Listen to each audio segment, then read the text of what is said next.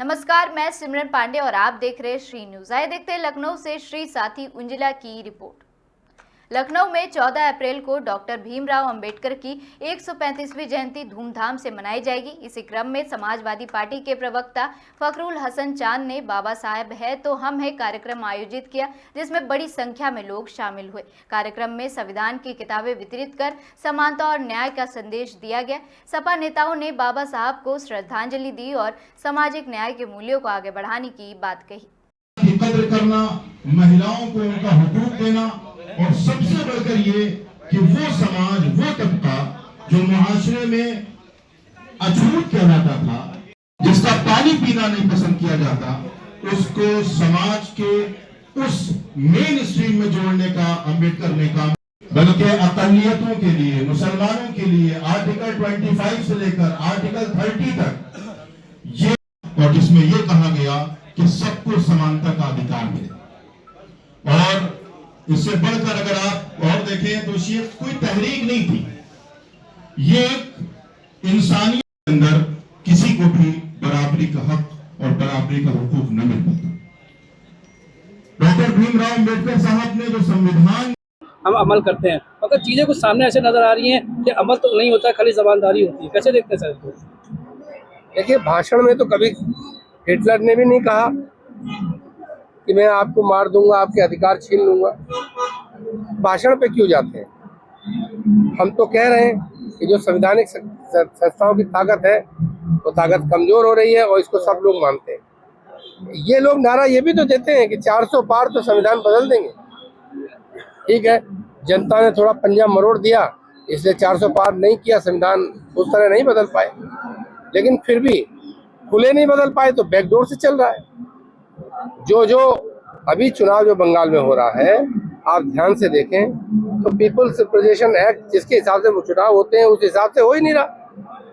दुनिया जानती है कि कानून है कि जिस दिन आचार संहिता लग जाएगी, जिस दिन नॉमिनेशन पेपर भरना शुरू हो जाएगा, उस दिन वोटिंग लिस्ट फ्रीज हो जाएगी, उसमें कोई वोट जोड़ा काटा नहीं जाएगा। आप रोज अखबार में देख रहे हैं, टीवी में देख रहे हैं, तो हमला तो स्पष्ट है, सबको दिख रहा। बाबा साहब ने उसमें भरोसा था कि इसके माध्यम से हमको न्याय मिल जाएगा। अब उस ताने बाने पर ही खतरा है, संविधान पर ही खतरा है। इसलिए बाबा साहब का विचार है तो बाबा साहब हैं, बाबा साहब का विचार है तो हम हैं, ये संविधान है तो हम हैं, चाहे जैसे कहो। आज के दिन ये बहुत ही प्रासंगिक विषय है और मैं फखरुल भाई और इनके साथियों को बहुत धन्यवाद देना चाहता हूँ।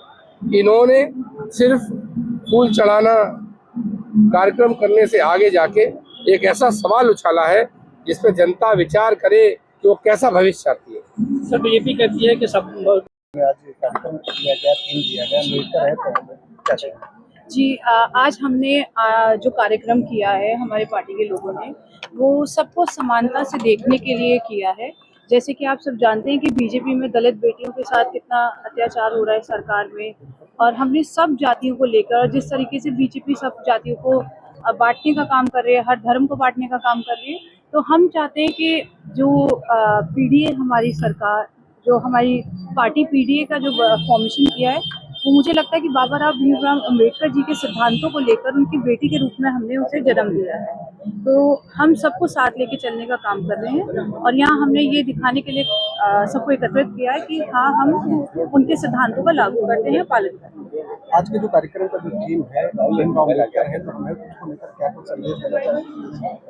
पर हमारा संदेश यही है कि जो चीज़ें इस समय समाज में चल रही हैं, लोगों को बांटने का काम कर रही हैं, लोगों को प्रताड़ित करने का काम कर रही हैं, और आप देख रहे हैं कि कहीं भी समानता नहीं है जाति धर्म में, चाहे वो एजुकेशन सेक्टर हो या आप देख रहे हैं कि एम्प्लॉयमेंट का हो या किसी भी चीज़ का एग्जामिनेशन हो, किसी भी चीज़ में मुझे नहीं लगता कि हर जाति को सामान्य रूप से देखा जा रहा है। तो हमने जो आज सबको इकट्ठा किया है ताकि हम उनके सिद्धांतों को फिर से याद करें और याद करके उनको पालन करने का काम करें।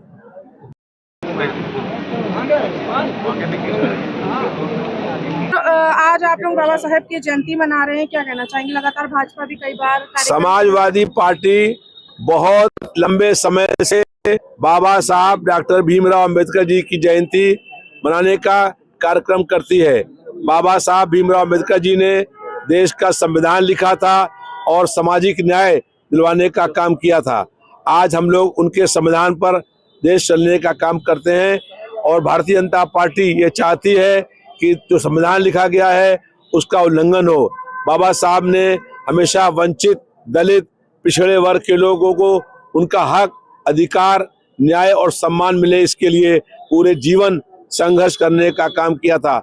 समाजवादी पार्टी डॉक्टर अंबेडकर जी के विचारों पर चल करके समाज के वंचित लोग, दलित, पिछड़े और जो अल्पसंख्यक हैं उनको उनका हक, अधिकार, न्याय और सम्मान दिलाने के लिए लगातार संघर्ष करने का काम कर रही है। भारतीय जनता पार्टी लगातार संविधान की उपेक्षा करने का काम कर रही है, संविधान का अपमान करने का काम कर रही है। अभी देश भर के अंदर जनगणना हो रही है। हम लोग लगातार ये मांग कर रहे हैं कि जाति आधार पर जनगणना हो, लेकिन भारतीय जनता पार्टी जाति आधार पर जनगणना नहीं करा रही है। 33 प्रश्न पूछने का काम हो रहा है, लेकिन हम लोगों की मांग थी कि एक प्रश्न और हो कि उसकी जाति क्या है, उपजाति क्या है, लेकिन भारतीय जनता पार्टी ने हम लोगों की ये मांग स्वीकार नहीं करी है।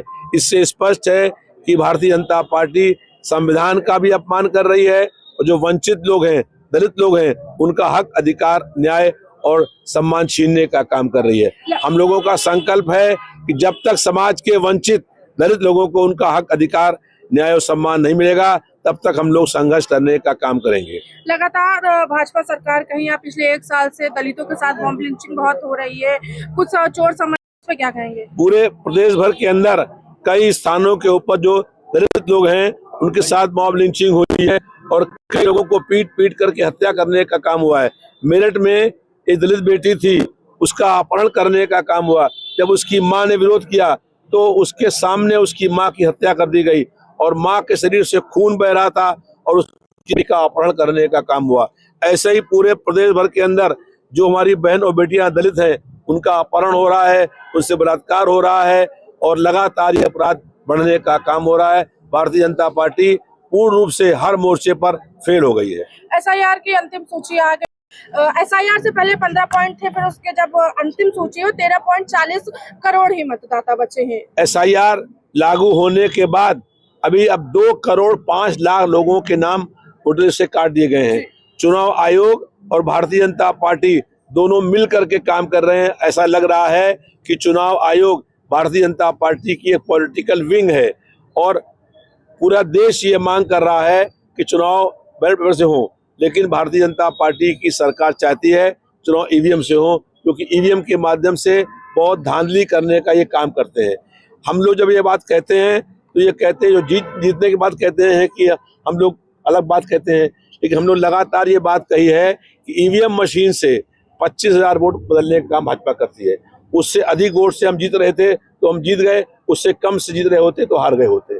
तो भारतीय जनता पार्टी हर विधानसभा क्षेत्र के अंदर लगभग 20 से 25,000 वोटों का अंतर करने का काम करती है और चुनाव आयोग जो है आज बिल्कुल निष्पक्ष रूप से काम नहीं कर रहा है।